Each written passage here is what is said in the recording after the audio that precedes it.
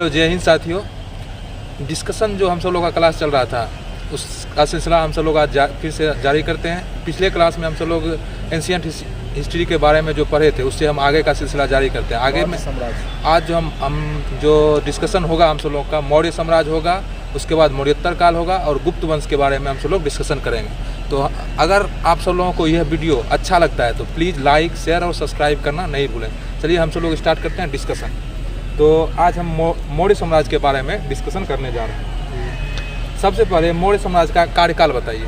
323 से लेकर 184। 323 BC से लेकर 184 BC तक। अच्छा ये बताइए, मौर्य काल का संस्थापक किसको माना जाता है? ऐसे चंद्रगुप्त मौर्य को मौर्य काल का संस्थापक माना जाता है, ठीक ना। चंद्रगुप्त मौर्य किसको मतलब कि मार के अपना मतलब साम्राज्य बसाया? घनानंद को मार चाणक्य की सहायता से। अच्छा, चंद्रगुप्त मौर्य के बारे में महत्वपूर्ण जानकारी किसके रचना से मिलती है? नहीं, कौटिल्य की रचना अर्थशास्त्र से मिलती है। कौटिल्य की रचना अर्थशास्त्र से मिलती है, ठीक है। ये बताइए, मौर्य शासक जो है, मौर्य शासक के जाति के बारे में विद्वानों कुछ मतभेद है, ठीक है।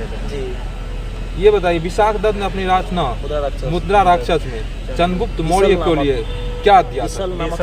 विसल शब्द का प्रयोग किया। निम्न जाति। हाँ, निम्न जाति को। और बौद्ध साहित्य एवं जैन साहित्य में चंद्रगुप्त मौर्य को क्या कहा गया? क्षत्रिय कहा गया। क्षत्रिय कहा गया, ठीक है। अब ब्राह्मण साहित्य में चंद्रगुप्त मौर्य के लिए शूद्र शब्द का प्रयोग हुआ, ठीक है। अच्छा ये बताइए, जूनागढ़ अभिलेख किसका है? जूनागढ़ अभिलेख चंद्रगुप्त मौर्य के बारे में बताया गया। किसका है? रुद्रदामन का अभिलेख है, जूनागढ़ अभिलेख। रुद्रदामन का जूनागढ़ अभिलेख है और इसमें ही मौर्य काल के बारे में बताया गया, ठीक है। ये बताइए, रुद्रदामन जो है जिसका मतलब कि जूनागढ़ अभिलेख है, किस भाषा में लिखा गया है? जूनागढ़ अभिलेख किस भाषा में लिखा गया है? संस्कृत भाषा में लिखा गया है, ठीक है। कौन भाषा में लिखा गया? कौन अभिलेख? जूनागढ़ अभिलेख। अच्छा, मौर्य शासक अशोक किसी भी अभिलेख में चंद्रगुप्त मौर्य का नाम नहीं लिखा है, ठीक ना। अच्छा, यूनानी विद्वान जस्टिन ने चंद्रगुप्त मौर्य के लिए क्या शब्द का उल्लेख किया? सेंड्रोकोटस। क्या था? जस्टिन नामक विद्वान ने चंद्रगुप्त मौर्य को क्या बोला था? सेंड्रोकोटस, ठीक है। अच्छा ये बताइए, यूनानी विद्वान प्लूटार्क ने चंद्रगुप्त मौर्य के लिए क्या शब्द दिया था? एंड्रोकोटस। क्या दिया था? एंड्रोकोटस शब्द का प्रयोग किया, ठीक है। ये बताइए, विलियम जोन्स ने किस सोसाइटी का स्थापना किया था? किस society? Asiatic society of Bengal की स्थापना किया था 1784 में। कौन किया था? विलियम जोन्स ने किया था, ठीक है। 1784। ये बताइए, चंद्रगुप्त मौर्य के शासन काल में यूनानी आक्रमणकारी सेल्यूकस ने कब मतलब कि इस पर आक्रमण किया था? 305 ईस्वी पूर्व में, ठीक ना। कौन किया था इस पर आक्रमण? सेल्यूकस किया था, ठीक ना। अच्छा ये बताइए, इसमें कौन पराजित हुआ था? सेल्यूकस पराजित हो गया था। दोनों के बीच में संधि, और दोनों के बीच में क्या हुआ था? संधि हो गया था। सेल्यूकस ने अपनी पुत्री हेलेन से विवाह अपना चंद्रगुप्त मौर्य से करवा दिया था, जिसमें कि चंद्रगुप्त मौर्य ने उससे दहेज में क्या क्या लिया था? दहेज के स्वरूप 4 जगह मतलब 4 क्षेत्र लिया था। क्या लिया था? 4 गो क्षेत्र। उस क्षेत्र का नाम क्या है? जैसे एरिया, अराकोसिया, जेड्रोसिया एवं पेरिपेमिसदाई। और इसके बदले में चंद्रगुप्त मौर्य ने सेल्यूकस को 500 हाथी देने का काम किया था, ठीक है।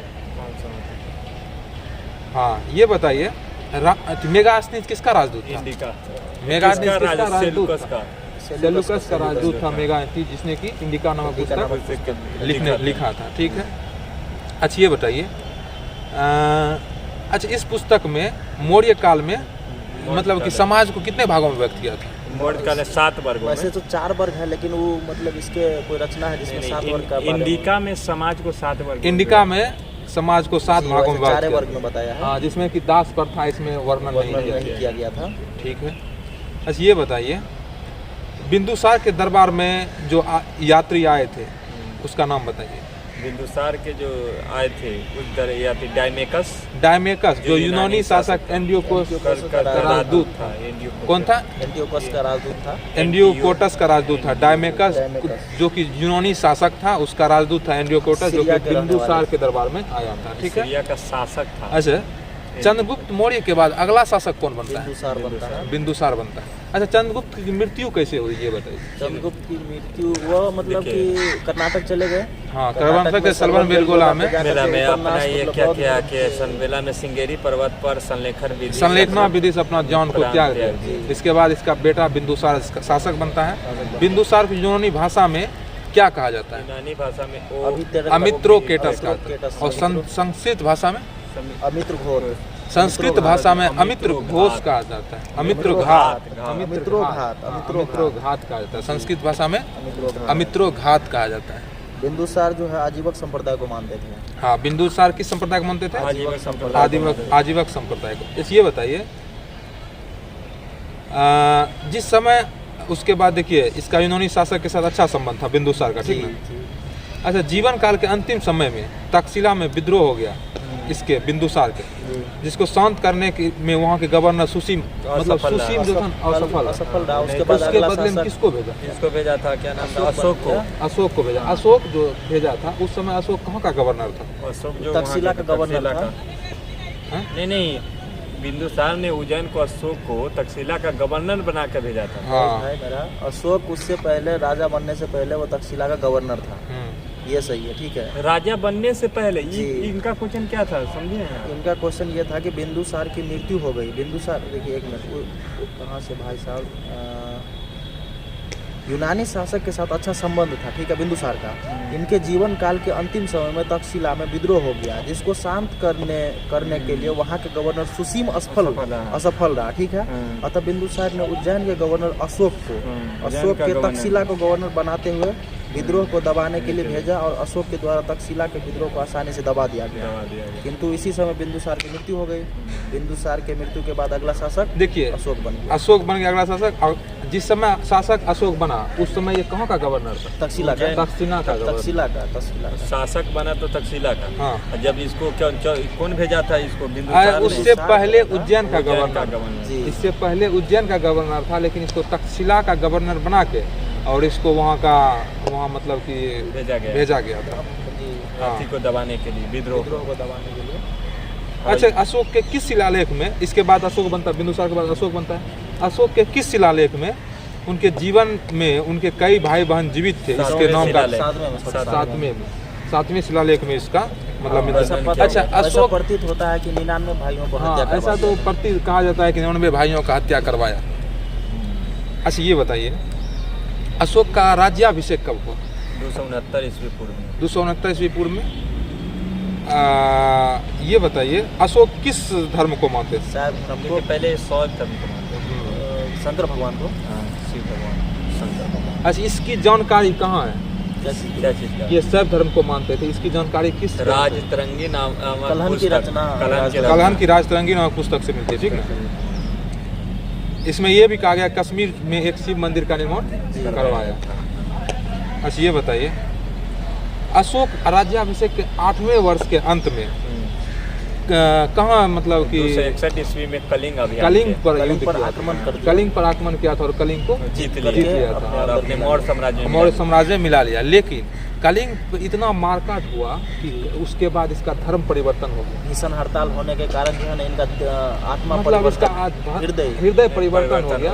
और ये अशोक तब बोला क्या कहा, हम युद्ध को त्याग कर हम नीति को अपना लिया। और इसी दरमियान उन्होंने किस शिलालेख में बताया गया? 13वें शिलालेख। इसी दरमियान उन्होंने अशोक को अपना जो है बुद्ध धर्म अपनाने का काम किया, मतलब कलिंग युद्ध के बाद। अच्छा, ये जो है अशोक जो है ना बुद्ध धर्म को मतलब प्रवेश करने के लिए सबसे पहले वो अपने भतीजा के कहने पर, हाँ, भतीजा निग्रोथ जो था उसके कहने पर बुद्ध धर्म में अपनाया। प्रवेश करने के लिए उपगुप्त। हाँ, उसके बाद प्रवेश करने के लिए किस मतलब इसको प्रवेश करने के लिए कौन बोला?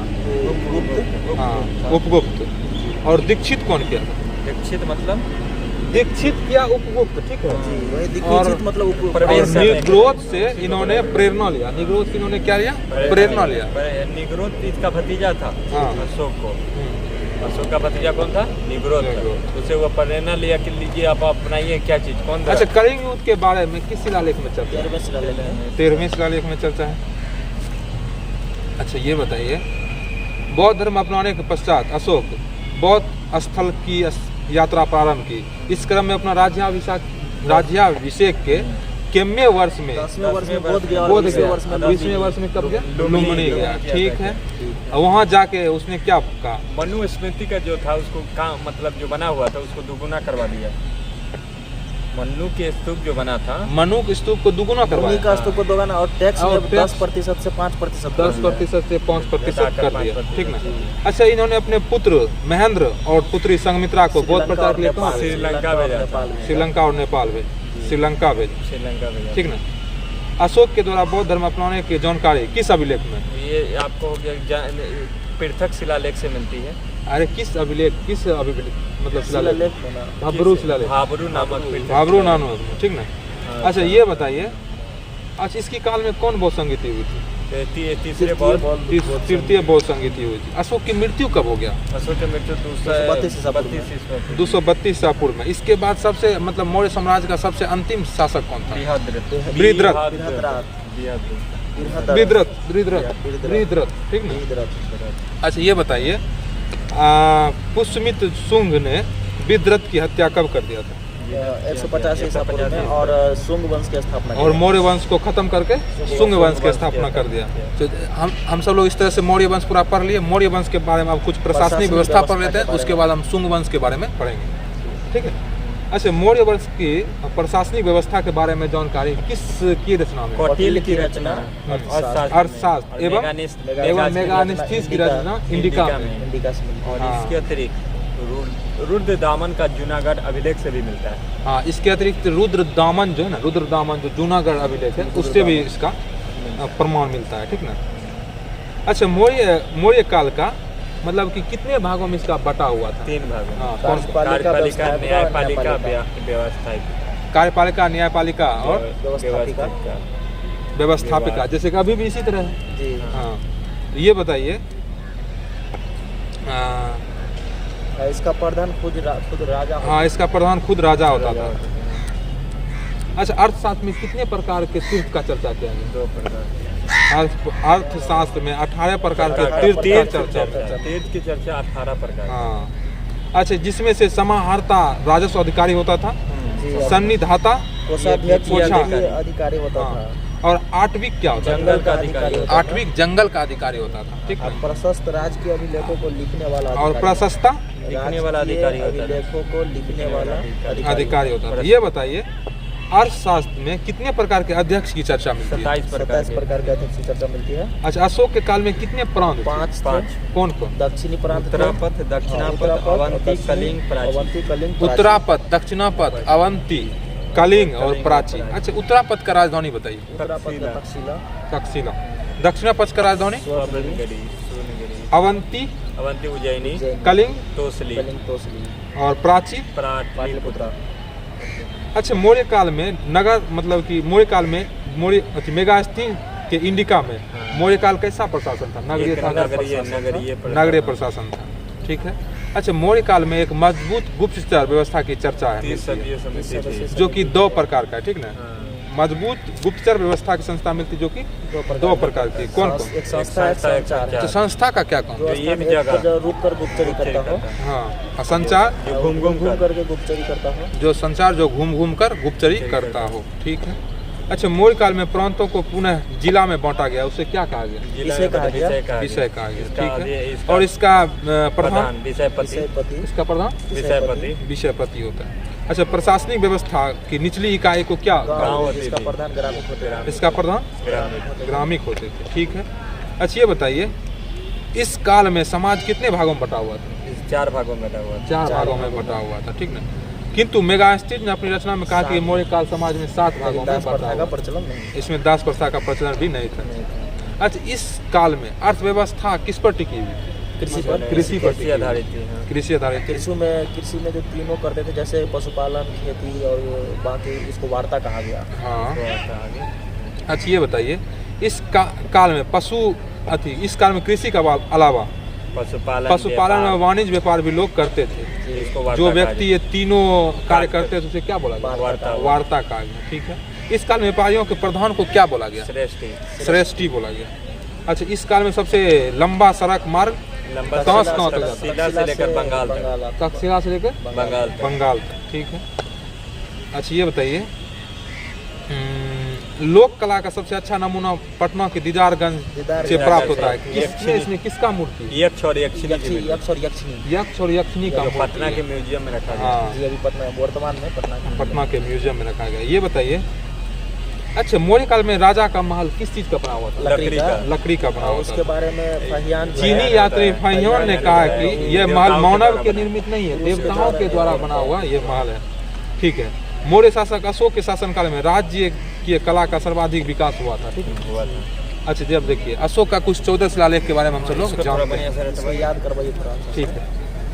प्रथम शिलालेख के बारे में, अहिंसा चाहे गांधी जी के तरफ। हाँ, प्रथम में बोला गया अहिंसा नहीं करना, मतलब पशु बलि पर रोक हिंसा मतलब हिंसा नहीं करना। हाँ, मतलब वही पशु बलि पर रोक, जी, ठीक ना। और मतलब पशु बलि का निंदा किया गया, ठीक ना। प्रथम में क्या बोला गया? अहिंसा समझ लीजिए। अहिंसा प्रथम में बल दिया गया, अहिंसा पर बल दिया अहिंसा पर बल दिया गया। दूसरा में क्या बोला गया? नहीं कीजिएगा। गया। जन कल्याणकारी, जैसे डीपीएसपी का डायरेक्टिव हाँ। प्रिंसिपल स्टेट पॉलिसी, जन कल्याणकारी, हाँ। मतलब कि स्टेट को मतलब बढ़ावा देने के लिए। तो हाँ, मतलब कल्याणकारी दूसरा राज्य- में जन कल्याणकारी के लिए मतलब व्यवस्था सबका किया। सर्वांगीण विकास। सर्वांगीण पशु पक्षी चिकित्सा सबका सबको बारे में विकास बात हो। किया। अच्छा, तृतीय में क्या कहा गया? दक्षिण भारतीय तीन गो तरह का पदाधिकारी होते थे। इसमें जो है ना 3 पदाधिकारी का चर्चा किया गया, ठीक ना। राजुक, युक्तुक एवं प्रादेशिक की चर्चा की गई। तृतीय में क्या, मतलब 3 में 3 चीजों की चर्चा हुआ है, तीन में तीन चीजें। ठीक ना। राजुक, युक्तक एवं प्रादेशिक की चर्चा हुआ है। अच्छा, फर्स्ट में क्या आ गया बताइए? अहिंसा पर बल दिया गया। दूसरा में जन जन कल्याणकारी। कल्याणकारी। तीसरा में तीन अधिकारी का चर्चा तीन किया अधिकारी की चर्चा। हाँ, राजुक, राजुक, युक्तक युक्तक और एवं प्रादेशिक। प्रादेशिक जी।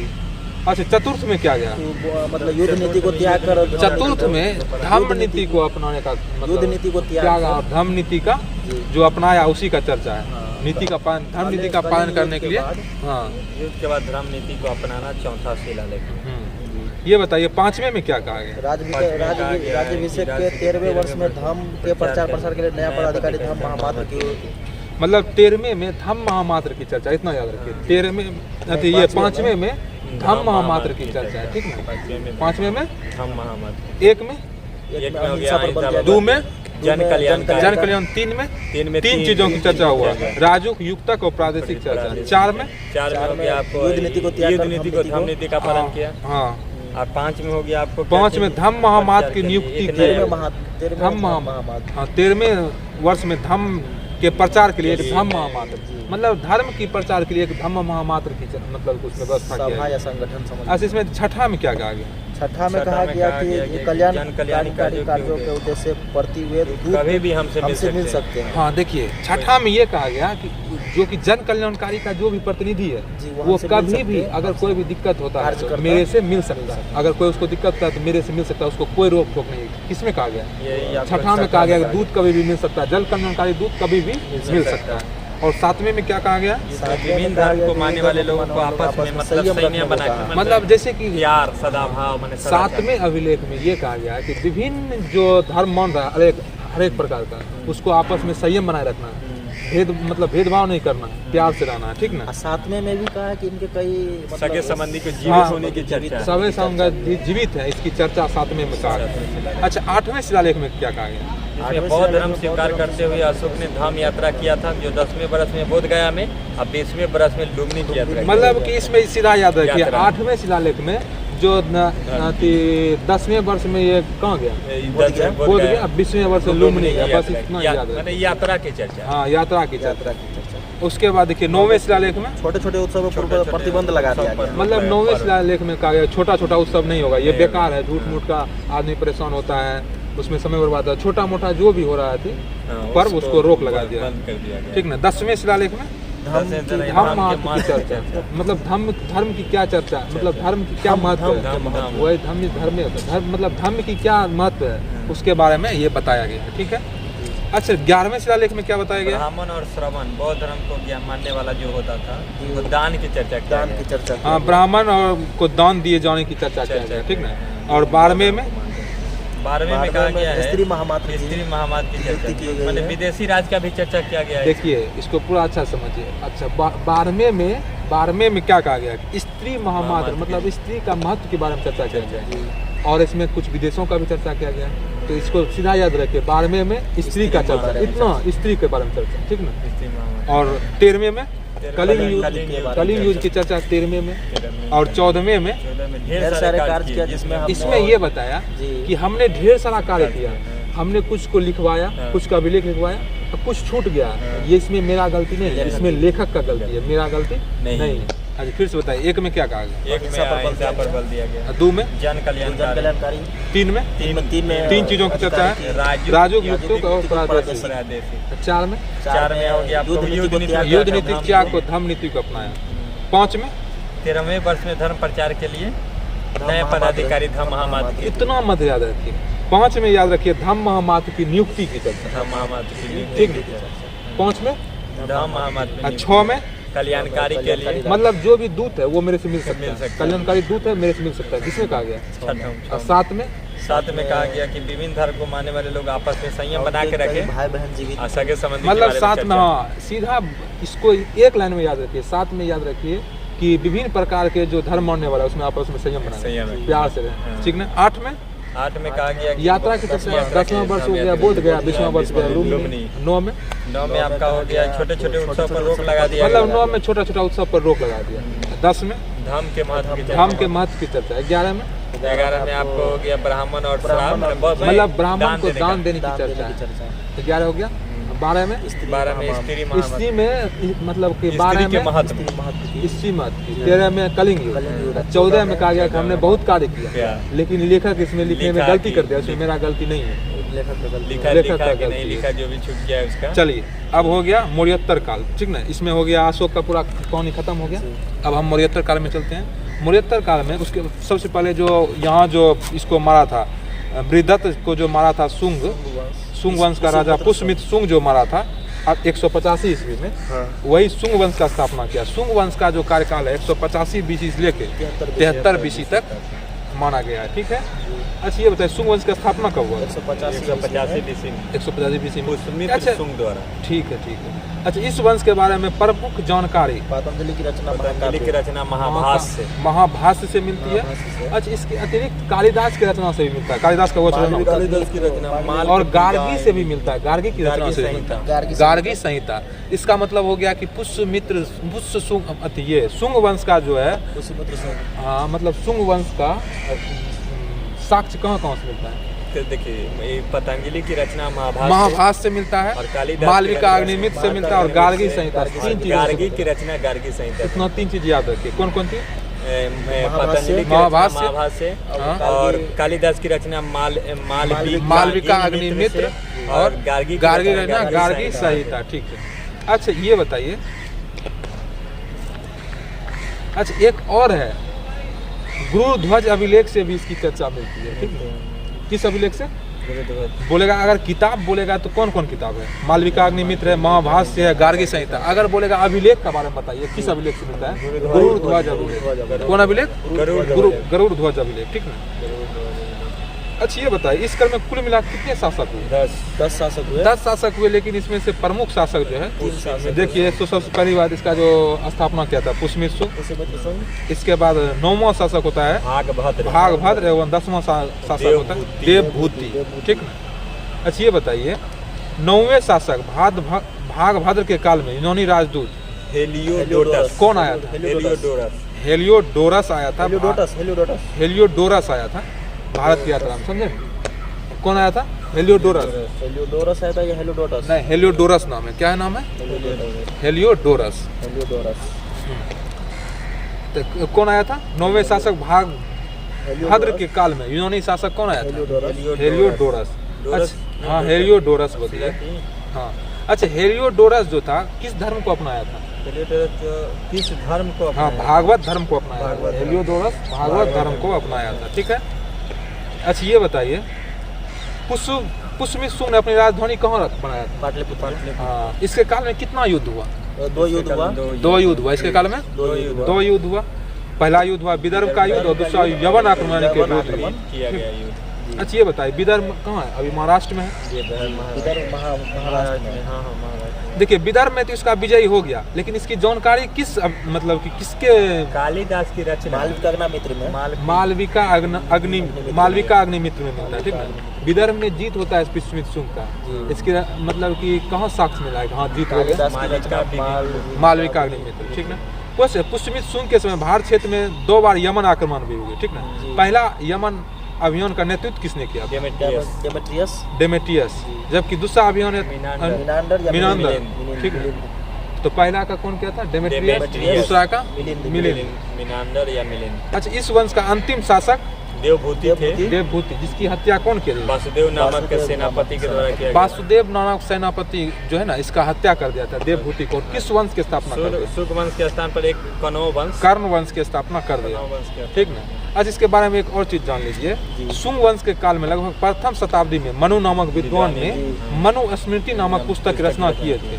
इस पुस्तक से भारतीय सामाजिक जीवन के बारे में जानकारी मिलती है। जबकि मनु पुस्तक बहुत ही खराब पुस्तक। ब्राह्मण को हाँ। इतिहास मतलब संविधान था वो। हाँ। एक मनु जो है ना अपना पुस्तक लिख दिया था, वो ब्राह्मण को बहुत ऊंचा दे दिया था। इसमें ये मनु पुस्तक दूसरा है, ब्राह्मण वाला अलग था। नहीं, मनु स्मृति है ना जी। ये मनु स्मृति पुस्तक है। मनु स्मृति इसमें मनु स्मृति में क्या बताया जा रहा है? मनु स्मृति में बताया जा रहा है इस पुस्तक के से भारतीय सामाजिक जीवन के बारे में जानकारी। के बारे में जानकारी मिलती है। सामाजिक जीवन के बारे में जो वही है। मनु स्मृति एक जो ब्राह्मण का अलग से कॉन्स्टिट्यूशन था। हाँ। इसके फलस्वरूप हम शूद्र को और ये सब को मतलब निम्न जाति को सामाजिक इस तरह जीवन से वही ना अलग था वो book। नहीं, यही बुक यही है, समझ समझे? सकता है। यही बुक है। मनु स्मृति मात्र एक ही बुक है, ठीक है। अच्छा क्यों? हाँ, इसी बुक में सारा चीज बताया गया। सामाजिक हो गया कि अब ब्राह्मण को ऊंचा बताया गया, हाँ, स्त्री सामाजिक- को इसमें कोई भी जी, स्थान नहीं दिया गया स्थान नहीं दिया था। गया। ये सब बहुत खराब बुक था। देखिए कर्ण वंश जो है, इसके बाद वासुदेव जो है, ये किसको मार दिया था? इसको मारा था, क्या नाम था? लास्ट में था देवभूति को मारा था। को माना था। देवभूति को मार दिया था, ठीक है। देवभूति को मार कर और कर्ण वंश की स्थापना वासुदेव ने 73 BC में 73 BC से 28 BC। और देखिए कर्ण वंश कुछ खास नहीं है इसमें, जी ठीक उससे है। क्वेश्चन भी और अंतिम शासक इसका कौन है? अंतिम शासक वंश सुशर्मा था, सुशर्मा था। जिसकी हत्या सिमुक नामक एक सामंत ने कर दिया और इसके द्वारा एक नया सातवाहन वंश वंश। सातवाहन वंश का स्थापना कर दिया। तो सातवाहन वंश के बारे में इसी में पढ़ लेते हैं हम, ठीक ना। सातवाहन अब से पहले अपने लोग विदेशी आक्रमण। कुछ विदेशी आक्रमण पढ़ लेते हैं, ठीक मौर्योत्तर काल है। में। अच्छा, मौर्योत्तर काल में हुए कुछ विदेशी आक्रमण जो होता है ISP के जैसे कि इंडो ग्रीक, शक, पहलव, कुषाण। मतलब इसको क्रम वाइज से याद रखिए। ISP के, ठीक ना। इसका स्ट्रिक हुआ ISP के। तो इंडो ग्रीक, शक, पहलव, कुषाण, ठीक ना। अच्छा, इंडो ग्रीक जो था हिंद यूनानी शासक था, ठीक ना। अच्छा, मौर्योत्तर काल में भारत पर आक्रमण करने वाला पहला वंश कौन था? पहला वंश इंडो यवन शासक था। यवन शासक इंडो ग्रीक। इंडो ग्रीक था। अच्छा, प्रथम शासक कौन था? डेमेट्रियस था। कौन था? डेमेट्रियस। अच्छा, डेमेट्रियस पहला शासक था जिसने चित्रयुक्त और लेखा युक्त सिक्का चलाया। अच्छा, यह लेख किस भाषा में लिखा हुआ था? खरोष्टी भाषा में। ठीक है। अच्छा, हिंद यवन शासक के द्वारा भारत में पहली बार सोना का सिक्का जारी किया गया था, ठीक है। यवन के शासक के द्वारा। जिसे क्या कहा गया? ड्रम ड्रम कहा गया। किसे क्या कहा गया? ड्रम कहा गया। ठीक है। अच्छा, ये बताइए,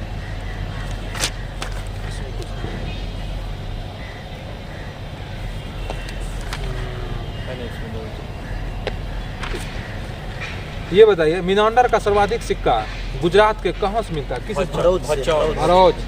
मिनांडर का सर्वाधिक सिक्का कहाँ मिलता है? गुजरात के भरौज से मिलता है, ठीक ना, जो एक बंदरगाह है, ठीक ना।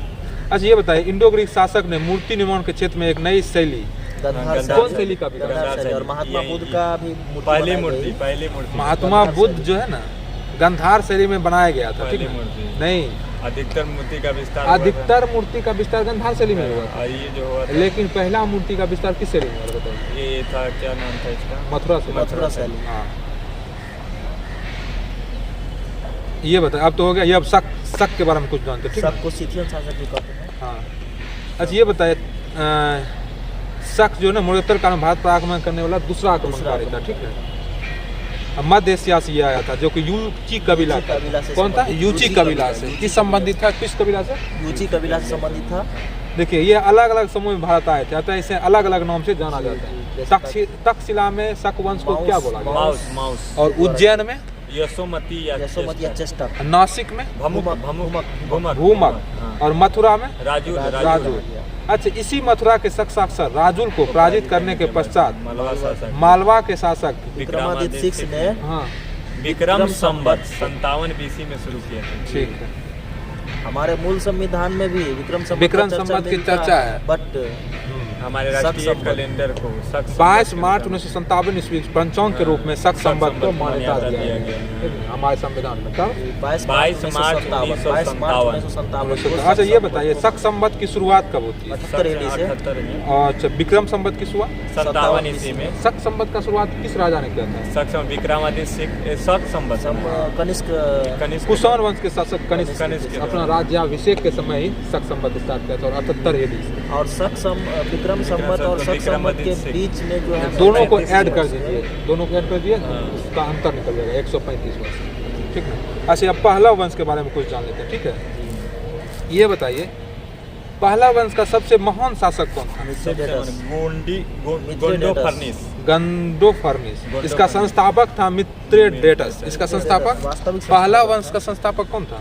मिथ्रेडेटस। हाँ, इसका सबसे महान शासक गोंडोफर्निस गोंडोफर्निस। अच्छा, इसी के काल में ईसाई धर्म का प्रचार भारत में हुआ था सेंट थॉमस के द्वारा। सेंट थॉमस के द्वारा। इन्हीं इसके के द्वारा साथ आया था ना जी, क्या नाम था? Saint Thomas saint Thomas Bharat की यात्रा जी किया था। गंडोफर्निस के वो तो बोल ही रहे। गंडोफर्निस अच्छा, ये बताइए। तख्त ए वही अभिलेख। अच्छा, गंडोफर्निस के तख्त वही अभिलेख से यह जानकारी मिलता है कि इसने अपनी राजधानी तक्षशिला को बनाया। जी यह अभिलेख खरोष्टी भाषा में लिखा हुआ है। ठीक ना, पहला में और कुछ ज़्यादा खास नहीं, इसको बस इतना ही याद रखिए। इसका संस्थापक कौन था? किसका? पहला का। पहला का मिथ्रेडेटस जी और इसके सबसे महान शासक, गोंडोफर्निस। गंडोफर्निस। और इसके शासन गोंडोफर्निस के शासनकाल में भारत में ईसाई धर्म का प्रचार किया था सेंट थॉमस आया सेंट था। थॉमस। और गोंडोफर्निस का अभिलेख बताइए। तख्त ए वही अभिलेख। तख्त वही अभिलेख। इसका मतलब कि जानकारी मिलता है, इससे जानकारी मिलता है क्या कि तक्षशिला में ही गोंडोफर्निस का राजधानी हुआ करता था। ठीक ना, अब हम चल जाते हैं कुषाण वंश हमारे लिए बहुत इम्पोर्टेंट है। अब बहुत और इसमें इम्पोर्टेंट है। कनिष्क की चर्चा मिलती है। कनिष्क जो कि बहुत बड़ा महान शासक हुआ था।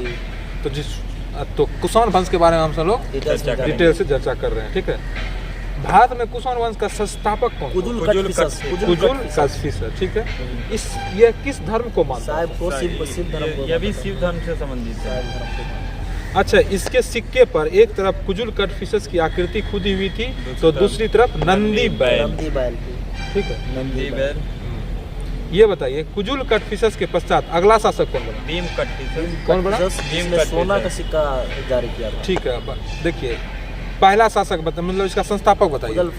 कुजुल कटफिस कुजुल कटफिसस। अच्छा, इसके सिक्के में क्या क्या छपा हुआ है बताइए। नंदी बैल दूसरी तरफ, हाँ। और पहली तरफ जो है ना, पहली तरफ पहली तरफ शिव पार्वती शिव पार्वती और दूसरी तरफ नंदी बैल। नंदी बैल। नहीं देखिए, इसलिए बोलते हैं कि पहले हम बोल रहे हैं तब आप बोलिए। ठीक, जी। देखिए इसका कुजुल कटफिसस से पहली तरफ, समझे ना, और पहली तरफ कुजुल का, दूसरी तरफ नंदी बैल। दूसरी तरफ नंदी बैल। किसका है? कुजुल कटफिसस के कुजुल सिक्के पर। सिक्के का अच्छा, इसके बाद जो कुजुल कटफिसस के अगला शासक कौन आया? भीम भीम कटफिसस। कटफिसस। भीम कटफिसस। यह कुषाण वंश का पहला शासक शासक था, था जिसने सोना का सिक्का जारी जारी किया। किया। ठीक है, सोना का सिक्का जारी। इस वंश का सबसे महान शासक कौन था? इस वंश का सबसे कनिष्क। महान कनिष्क वंश। था। कुषाण वंश का सबसे महान शासक कनिष्क कनिष्क था। ठीक है, जी। कनिष्क था जिन्होंने अपना राज्याभिषेक कब 78 करवाया? ईस्वी में 78 करवाया AD, था। और 78 AD में शक संवत की शक स्थापना। संवत को शक संवत को लाया गया था। ठीक है, अच्छा ये बताइए कनिष्क ने अपनी राजधानी राजनीति राजधानी पेशावर को बनाया, और हाँ। जबकि सांस्कृतिक राजधानी मथुरा मथुरा को बनाया। ठीक है। जी। अच्छा, कनिष्क ने पाटलिपुत्रा से एक विद्वान को ले गया था, उस विद्वान का नाम बताइए। इसका नाम था वसीमित्र। अश्वघोष। सॉरी, उपाध्यक्ष जो बन गया था। उपाध्यक्ष बनाया था। चौथी बौद्ध समिति इसी के काल में हुआ था, जो कि अध्यक्ष भी था और उपाध्यक्ष के पद पर अश्वघोष था, जो कि पाटलिपुत्री से पाटलिपुत्रा से यहाँ से ले गया था। ठीक है, और यहाँ से और क्या ले गया था कनिष्क? यहाँ से क्या ले गया था? भीख मांगने वाला बर्तन मिलेगा क्या? मतलब भिक्षाटन वाला बर्तन ले गया था यहाँ से, और अश्वघोष को ले गया था। जी। ठीक है, और अश्वघोष को अपना मतलब दरबारी कभी कभी बना घोषित दिया। किया। घोषित कर दिया। ठीक है। अच्छा, कनिष्क के दरबारी कवि में कई विद्वान रहते थे, उस विद्वान 2-3 विद्वान का नाम बताइए। अश्वघोष, जैसे अश्वघोष, वसुमित्र, पार्श्व, चरक, और चरक, नागार्जुन, जिसने नागार्जुन। शून्यवाद का सिद्धांत दिया था, हाँ। सापेक्षिक रिलेटिविटी का सिद्धांत दिया था। ठीक है, वेरी गुड। चरक संहिता चरक नामक विद्वान ने दिया था। देखिए, अश्वघोष, वसुमित्र, पार्श्व, चरक, नागार्जुन। नागार्जुन ने शून्यवाद का। शून्यवाद का नागार्जुन सापेक्षिक सिद्धांत भी दिए थे। थोड़ा सा इसको पूरा किए थे आइंस्टीन ने। आइंस्टीन ने, फिजिक्स में ले लेंगे उनको। अच्छा, ये देखिए, वसुमित्र नामक विद्वान ने जी। किस मतलब सूत्र की रचना किया, बताइए तो। किस एक सूत्र? कविता का मतलब, एक मतलब कि किताब का, उसमें बाद में जी। सूत्र लगा हुआ, बताइए। क्या बोले? क्वेश्चन आसान कर दिया। महाविभाज सूत्र का। महाविभाज सूत्र रचना किया, जिसमें बौद्ध धर्म को का विश्व डिक्स- कोश का कहा- डिक्शनरी कहा जाता है। क्या कहा जाता है बौद्ध धर्म का? डिक्शनरी। डिक्शनरी कहा जाता है। ठीक है। अच्छा, कनिष्क के शासनकाल के विद्वान में, अच्छा, कनिष्क के समकालीन विद्वान नागार्जुन थे। माध्यमिका सूत्र का माध्यमिक माध्यमिका सूत्र सूत्र नामक पुस्तक की रचना किए थे। और उसी में जो शून्यवाद का सूत्र भी के सिद्धांत के बारे में चर्चा दी। शून्यवाद की चर्चा हुआ उसी जी, ठीक। मध्यवाद। माध्यमिका सूत्र। अच्छा, भारत का आइंस्टीन किसको बोला जाता है? भारत का आइंस्टीन इसको नागार्जुन को ही नागार्जुन बोलते को, हैं। जितने सापेक्षा के सिद्धांत के बारे में थोड़ा मोड़ा जानकारी दे जी दी। जी, मतलब अंशतः दिए थे, पूर्णतः आइंस्टीन कंप्लीट किए थे। अच्छा, रेशम के मार्ग पर प्रतिबंध लगाने वाला कौन था, मतलब उससे टैक्स लेने वाला कौन था? यही था, क्या नाम था इसका? कनिष्क। कनिष्क था। सबसे पहला रेशम के मार्ग, जो कि चाइना से होता था रेशम मार्ग का, जी। सबसे पहला टैक्स लगाने वाला कौन था? कनिष्क। कनिष्क ही। कनिष्क था। हाँ। अच्छा, ये बताइए, इसके काल में रोम से व्यापार हुआ करता था। जी, ठीक है? रोम से हुआ। इसने किस किताब में इसका चर्चा किया पिर्थरियन गया? Of sea, periplus of Erythraean of sea. Periplus of the Erythraean sea, periplus of the Erythraean sea. ठीक है। कनिष्क के काल में सर्वाधिक सोने का सिक्का चलाया गया था। चलाया ठीक गया है। था। अच्छा, सर्वाधिक सोने का सिक्का किस काल में गुप्त चलाया काल में गुप्त काल सबसे में ज्यादा चलाया गुप्त था। काल में। गया? अच्छा, ये बताइए, कनिष्क को एक सैनिक के वेशभूषा में दिखाया गया है। सिक्का पर बताया सिक्का पर बताया सिक्का में गया। बताया गया। यह सिक्कों का ढेर मिला है कहीं, जिसमें कि मथुरा से। मथुरा से मिला मथुरा है, में। जिसमें कि कनिष्क को एक सैनिक के भेष में दिखाया जी, गया। ठीक है। मथुरा में। अच्छा, कनिष्क के काल में ही हिप्पालस के द्वारा मानसून की खोज हुआ था। ठीक ना। जी। मानसून कहाँ की, मतलब कैसी भाषा है? अरबी भाषा है। अरबी भाषा है। जी, उसको मौसमी मौसमी से उत्पन्न हुआ है, जिसका अर्थ होता है मौसम के अनुरूप पवन के दिशा में अच्छा, परिवर्तन। नाशपाती की खेती किसके काल में हुआ? कनिष्क के काल में ही। काल में ठीक है। अच्छा, नागार्जुन की तुलना यूरोपीय धर्म सुधारक किससे किया गया? Martin Luther. मार्टिन लूथर से किया गया। ठीक है। गंधार शैली में सर्वाधिक मूर्ति किसका है, बताइए? गंधार शैली में सर्वाधिक मूर्ति किसका है? बुद्ध का है। बुद्ध का है। हाँ। और सबसे पहला मूर्ति बुद्ध का मथुरा शैली में। मथुरा से। मथुरा शैली। अच्छा, मथुरा शैली में ये नहीं। अच्छा, गंधार शैली में प्रथम मूर्ति किसका है, बताइए? प्रथम मथुरा शैली में, नहीं, गंधार शैली में गंधार शैली में प्रथम मूर्ति महात्मा बुद्ध का। महात्मा बुद्ध का है। महात्मा बुद्ध का। अच्छा, ठीक है। देखिए, अब हम सब लोग कुषाण पढ़ लिए। कुषाण पढ़ने के बाद हम सब लोग गुप्त वंश का चर्चा करते हैं। ठीक है। ये लास्ट टॉपिक होगा आज हाँ, का। आज का ये नहीं, पुष्पभूति वंश तक भी हो जाएगा। नहीं सर, नहीं, आज का अपने लोग का वही तक था, गुप्त वंश तक। गुप्त वंशी तक था। ठीक है। देखिए, गुप्त वंश का चर्चा हम सब लोग करते हैं। गुप्त साम्राज्य की स्थापना किसने किया? श्रीगुप्त। श्रीगुप्त के श्रीगुप्त। 240 40 AD में इसका स्थापना किया था। ठीक है। अच्छा, इस वंश का वास्तविक संस्थापक? चंद्रगुप्त प्रथम। चंद्रगुप्त प्रथम। मौर्य कभी नहीं बोलते। मौर्य वंश प्रथम।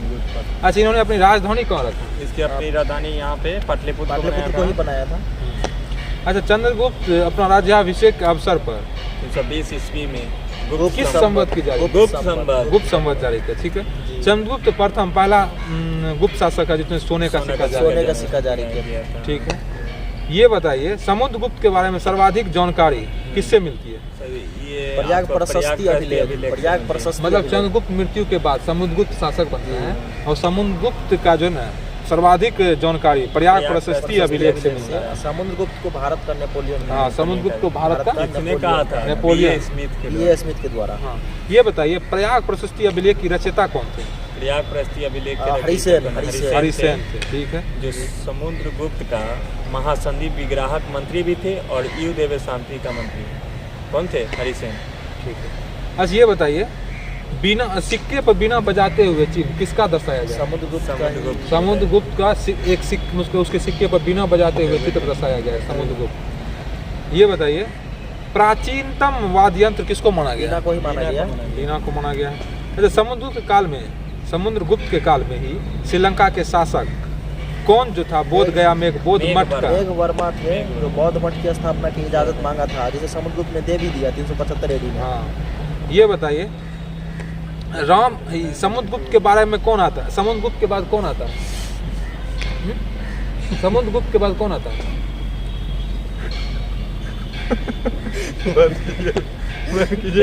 पूछिए समुद्रगुप्त के बारे में, समुद्र के बाद कौन आता है? रामगुप्त आया था। रामगुप्त आया था, ठीक ना। रामगुप्त की पत्नी का नाम क्या था? रामगुप्त के पत्नी का नाम था नहीं पता भाई साहब, काहे लौसी लगवा रहे हैं। अच्छा, रामगुप्त के बारे में जानकारी कहाँ से मिलती है? पत्नी का नाम बताइए ना। रामगुप्त के बारे में जानकारी कहाँ से मिलती है बताइए? रामगुप्त के बारे में जानकारी कहाँ से मिलती है? देखिए, रामगुप्त के बारे में जानकारी विशाख दत्त की रचना मुद्रा राक्षस देवी चंद्रगुप्तन नामक पुस्तक से मिलता है। किससे? विशाख दत्त की रचना देवी चंद्रगुप्तम नामक पुस्तक से मिलती है। अच्छा, चंद्रगुप्त द्वितीय के बारे में महत्वपूर्ण जानकारी मेहरौली दिल्ली स्थित लोह स्तंभ से मिलता है, ठीक ना। ये बताइए, चंद्रगुप्त द्वितीय ने शकों को पराजित करने के बाद कौन सा सिक्का चलाया? चांदी का सिक्का जिसको रूपक रूपक कहा गया जिसको। हाँ, चांदी का सिक्का चलाया और इसने विक्रमादित्य का उपाधि धारण किया। विक्रमादित्य का उपाधि धारण किया। ये विक्रमादित्य का उपाधि धारण क्यों किया? क्योंकि वह शक संबत को हराकर, शकों को संबत नहीं बोलिए, शकों को हरा कर शक को हरा के शक को हराकर अपना मतलब खुशी में विक्रमादित्य की उपाधि धारण किया। मतलब विक्रमादित्य का मतलब होता है बहुत बलिष्ठ। शकों मतलब रुद्र सिंह तृतीय को हरा कर। चंद्रगुप्त द्वितीय के दरबार में कितने संस्कृत भाषा के कितने विद्वान रहते थे? जिसको कि नवरत्न बोला गया, ठीक है। अच्छा, ये बताइए, मुगल शासक अकबर के दरबार में नवरत्न कहा गया। नवरत्न कहा गया। विजयनगर शासक कृष्णदेव राय के दरबार में केडीआर बोले तो कृष्णदेव राय। हाँ, तेलुगु भाषा के 8 प्रमुख थे। अष्टदिग्गज दिग्गज कहा गया, ठीक है। मराठा शासक शिवाजी के दरबार में 8 योद्धा का एक समूह रहता था, उसको अष्टप्रधान कहा गया। अष्टप्रधान कहा गया। ऐसे चंद्रगुप्त द्वितीय के कुछ नवरत्न, 3-4 नवरत्न का नाम बताइए। कालिदास हो गया। देखिए, इसमें याद रखिए, ऐसे तो इसमें 10 लोग हैं। कालिदास, धन्वंतरी, छपनक, अमर सिंह, शंकु, बेताल भट्ट, घटपर, घटम्पर, वराहमिहिर, वररुचि। लेकिन इसमें 2-3 को याद रखिए, जैसे कालिदास हो गया, धन्वंतरी हो गया, बेताल भट्ट हो गया, अमर सिंह हो गया, बहार मिहिर हो गया और वररुचि हो गया। इतना याद रखना, ठीक ना। अच्छा, गुप्त काल में कुछ रचना भी हुआ, समझे कि? जैसे कि इसमें रचना का, जैसे कालिदास का कुछ रचना बोलिए। मेघदूतम, ऋतुसंहार हो गया, रघुवंशम हो गया, विक्रमोर्वशीयम हो गया, अभिज्ञान शकुंतलम हो गया, मावला की अग्निमित्रम हो गया, कुमार संभवम। अच्छा, शूद्रक का कुछ बोलिए रचना। शूद्रक का मिक्ष कटिकम, दंडी का बोलिए। दंडी का 10 कुमार चरित्रम। और विष्णु शर्मा पंचतंत्र। और ये वराहमिहिर, लघु जातक। अच्छा, ये बताइए, चंद्रगुप्त काल में सर्वाधिक संस्कृत साहित्य की रचना की गई, ठीक ना। अच्छा, इसके काल को, इसीलिए इसके काल को क्या कहा? संस्कृत भाषा का स्वर्ण काल किसे कहा गया? मतलब गुप्त काल को ही संस्कृत भाषा का स्वर्ण काल कहा गया। और संस्कृत भाषा का स्वर्ण काल किसको कहा गया? चंद्रगुप्त द्वितीय के काल। नहीं, पूरा गुप्त काल को कहा गया। गुप्त काल को कहा गया। गुप्त काल को संस्कृत भाषा का स्वर्ण काल कहा गया जी। चंद्रगुप्त द्वितीय के दरबार में ये सब नवरत्न रहते थे। सर, ये पूछिए, हिंदी भाषा का स्वर्ण काल अकबर के काल में, मुगल काल को कहा गया। अकबर में। अच्छा, ये बताइए, देखिए, फारसी भाषा का स्वर्ण काल किसको? मुगल काल। तेलुगु भाषा का स्वर्ण काल विजयनगर सम्राट। और तेलुगु भाषा का स्वर्ण काल चोल काल को। तेलुगु भाषा का स्वर्ण काल केडीआर, विजयनगर सम्राट। विजयनगर, केडीआर वही का शासक है ना, समझ जाएगा। और तमिल भाषा का स्वर्ण काल, तमिल भाषा का चोल काल। कन्नड़ भाषा का स्वर्ण काल राष्ट्रकूट, कन्नड़ का स्वर्ण काल। अच्छा, प्राकृतिक भाषा का स्वर्ण काल, प्राकृतिक भाषा का स्वर्ण काल। इसका सबसे मतलब कि प्रतापी राजा था हाल, सातवाहन। अच्छा, संस्कृत भाषा का स्वर्ण काल गुप्त काल को। और हिंदी भाषा मुगल काल। तेलुगु भाषा विजयनगर साम्राज्य। और फारसी भाषा में हो गया आपको मुगल काल। फारसी भाषा मुगल काल, हिंदी भाषा मुगल काल, संस्कृत भाषा गुप्त काल, तेलुगु भाषा विजयनगर, तमिल भाषा चोल काल, उसके बाद कन्नड़ भाषा राष्ट्रकूट, प्राकृत भाषा सातवाहन। ठीक है, ये बताइए चंद्रगुप्त द्वितीय की मृत्यु के पश्चात अगला शासक कौन बना? कुमारगुप्त प्रथम बना, जो 415 से लेकर जिन्हें महेंद्रादित्य एवं शंकरादित्य के नाम से भी जाना जाता है। महेंद्रादित्य। अच्छा, कुमारगुप्त प्रथम ने मयूर शैली के सिक्के की जारी किया था, ठीक है?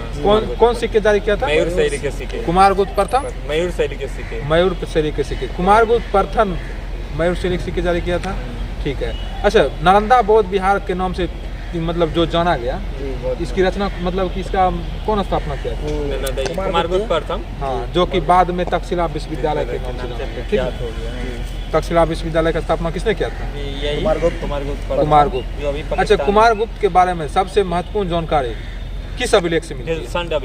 भीलसंड अभिलेख से। किस अभिलेख से? भीलसंड अभिलेख, जिसकी रचना कुमारगुप्त के महासंधि विग्रह वत्स भट्ट के द्वारा किया गया। किसके द्वारा? वत्स भट्ट। अच्छा, कुमारगुप्त के पश्चात अगला शासक स्कंदगुप्त।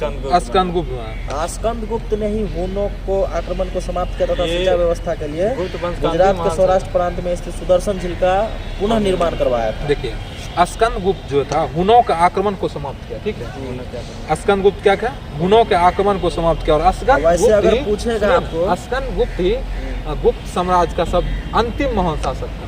ऐसे तो अंतिम था, अंतिम महान अगर पूछेगा तो स्कंदगुप्त। इसने हुनों के आक्रमण को समाप्त किया और सिंचाई व्यवस्था के लिए गुजरात के सौराष्ट्र में क्या बनवाया? सुदर्शन झील का पुनर्निर्माण किया था। वैसे स्थापित किया था सुदर्शन झील का चंद्रगुप्त मौर्य। हाँ, इसका मतलब कि साक्ष्य मिलता है रुद्र दामन के अभिलेख से, जूनागढ़ के अभिलेख से। रुद्र दामन के जूनागढ़ अभिलेख।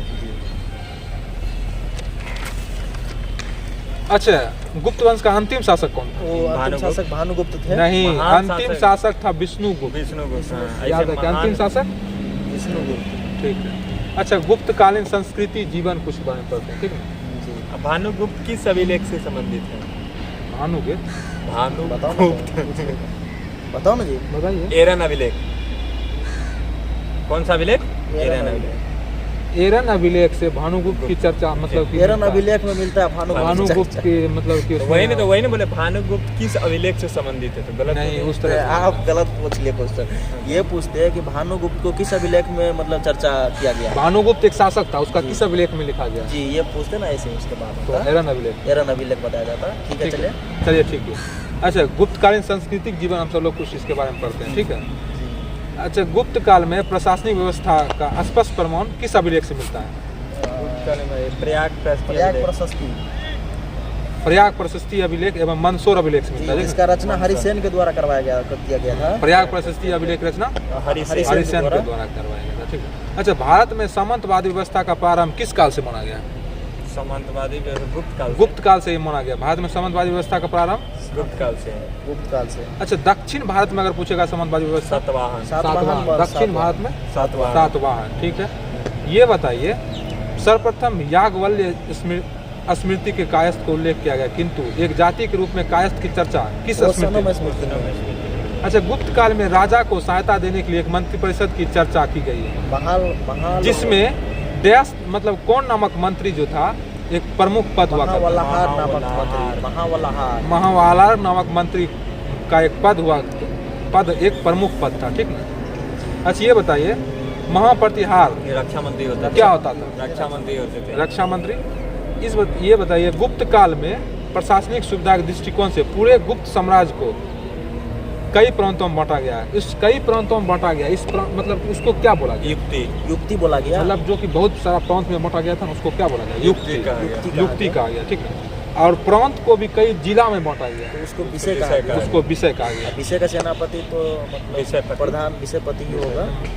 अच्छा, ये बताइए, न्याय के क्षेत्र में सर्वोच्च पद किसका होता था? न्याय के राजा का।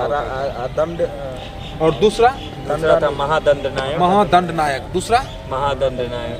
देखिए, इस काल में कितने प्रकार की भूमि की चर्चा हुआ? 12 प्रकार की भूमि की चर्चा हुआ है। अमर सिंह नामक विद्वान ने अपनी रचना अमरकोश में किया है, समझे? अमरकोश में 12 प्रकार की भूमि की चर्चा किया गया है, ठीक है। ये बताइए, पश्चिमी समुद्री तट पर स्थित प्रमुख बंदरगाह गुजरात का भरूच एवं महाराष्ट्र का कल्याण एवं सोपारा बंदरगाह था, ठीक है। अच्छा ये बताइए, इस काल में समाज में महिलाओं की स्थिति पूर्व बहुत काल की दयनीय तुलना में थी। काफी मतलब कि दयनीय दयनीय थी। थी। महिलाओं की स्थिति अच्छी नहीं थी गुप्त अच्छी काल नहीं में। थी। अच्छा, पहली बार सती प्रथा का स्पष्ट प्रमाण किस अभिलेख से मिलता है? भानुगुप्त अभिलेख से। किस अभिलेख से? एरन अभिलेख। एरन भानुगुप्त का वो एरन एरन अभिलेख। अभिलेख। उस अभिलेख को भानुगुप्त ने लिखा था, उसका एरन एरन अभिलेख। अभिलेख से। ठीक है। अच्छा, इस काल में विधवा विवाह, नहीं था।